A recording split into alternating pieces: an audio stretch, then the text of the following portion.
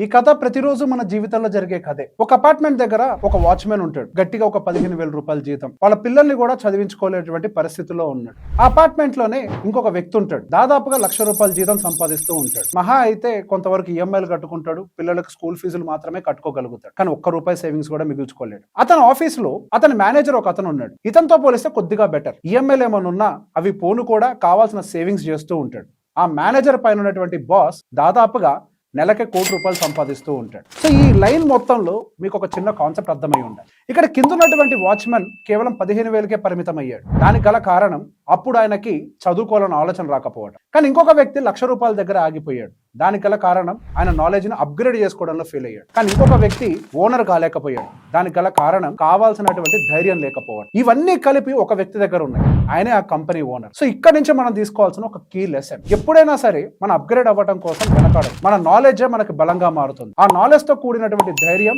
మనకి విజయ పదం వైపు అడుగులు వేసేలాగా చూస్తుంది.